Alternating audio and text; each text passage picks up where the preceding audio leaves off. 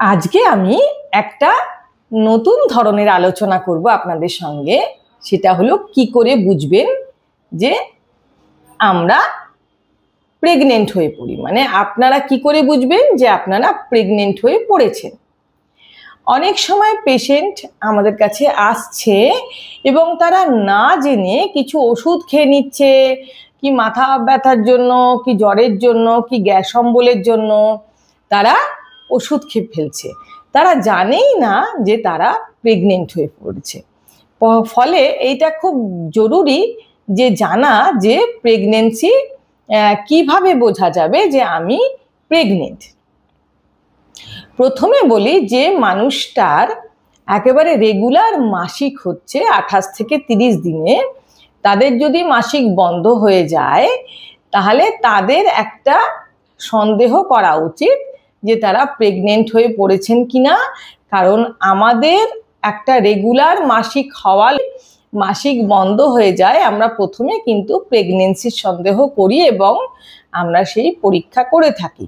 ফলে যদি প্রেগনেন্সি এসে নাও যায় তাও কিন্তু পরীক্ষা করে দেখে নেওয়া ভালো, এবং যখন তখন যে কোনো ওষুধ মাসিক বন্ধ হলে খাওয়ার আগে অবশ্যই কনফার্ম করা উচিত যে সে প্রেগনেন্ট কিনা।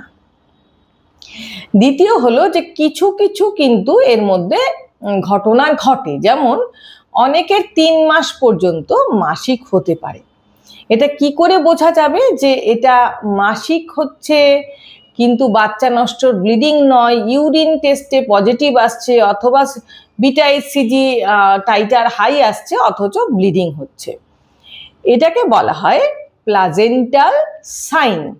এটা ঠিক ডেটে হবে, পরিমাণ অল্প অল্প হবে এবং 3 মাস পর্যন্ত এটা হতে পারে, মানে 12 সপ্তাহ পর্যন্ত এই প্লাজেন্টাল সাইন মানে এই ধরনের ব্লিডিং অনেকের ক্ষেত্রে হতে পারে। এছাড়াও যারা বাচ্চাকে দুধ খাওয়াচ্ছেন মানে ল্যাকটেটিং মাদার, তাদের কিন্তু মাসিক বন্ধ হলেও তাদের অনেক সময় ভেতরে ভেতরে বাচ্চা এসে বসে থাকে। ফলে দীর্ঘদিন মাসিক বন্ধ থাকলেও কিন্তু আপনার দেখে নেওয়া দরকার যে আপনারা প্রেগনেন্ট হয়ে পড়েছেন কি না। এরপরের ঘটনাটা হচ্ছে মর্নিং সিকনেস বলে, মানে সকালের দিকে একটা শরীরে এক্সেসিভ উইকনেস ফিল করা, বমি বমি ভাব আসা, এবং এইটা ঠিক সকালেই হবে এর কোনো মানে নেই, দুপুরে হতে পারে, বিকেলের দিকেও হতে পারে, সন্ধ্যের পরে তো হয়ই বেশিরভাগ মেয়েদের, যে একটা কি যে এক্সেসিভ উইকনেস ফিল হচ্ছে, বমি আসছে, বমি বমি ভাব কিন্তু আসে, এই বিটা এইচসিজি এগুলো বাড়ছে বলে এটা মোটামুটি 16 সপ্তাহ অবধি থাকে। এবং একটা অদ্ভুত ব্যাপার দেখা যায় যে বাথরুম মানে পেচ্ছাপ হচ্ছে বারে বারে, পেচ্ছাপ পাওয়ার টেন্ডেন্সিটা বেড়ে গেছে, জল খাইতে ইচ্ছা বেশি করছে, পেচ্ছাপ বারবার পাচ্ছে, কারণ এই বাচ্চাটা যেহেতু জরায়ুর মধ্যে আছে, জরায়ুটা সামনের দিকটায় একটু বেশি হেলে যায়। নর্মালি জরায়ু 80% ক্ষেত্রে সামনের দিকে একটু হেলে থাকে, এটাকে অ্যান্টিভার্সন বলে। এই অ্যান্টিভার্টের জরায়ুর মধ্যে একটা বাচ্চা এসে যেহেতু সেটা একটু ভারী হয়ে যাচ্ছে, সেটা কতদিন অবধি মোটামুটি নর্মাল 12 সপ্তাহ অবধি এটা নর্মাল হতে পারে। এক্সেসিভ উইকনেস হতে পারে, কিছুই করছেন না, হিমোগ্লোবিন লেভেল ভালো, অন্যান্য সমস্ত প্যারামিটার ভালো থাকা সত্ত্বেও একটা আনইজি ফিলিংস, একটা এক্সেসিভ ফ্যাটিগ এরকম ধরনের একটা হতে পারে।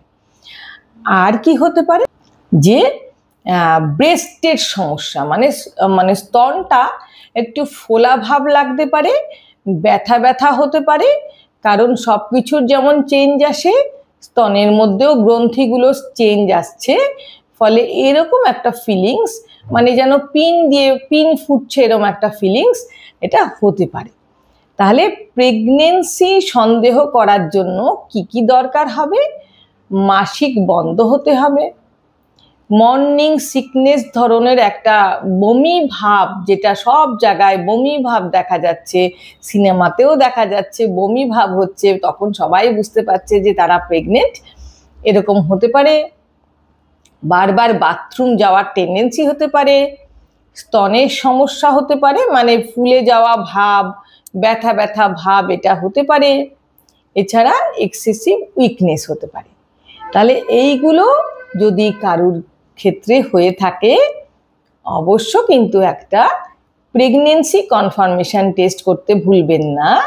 নমস্কার, আজকে এখানেই শেষ করলাম।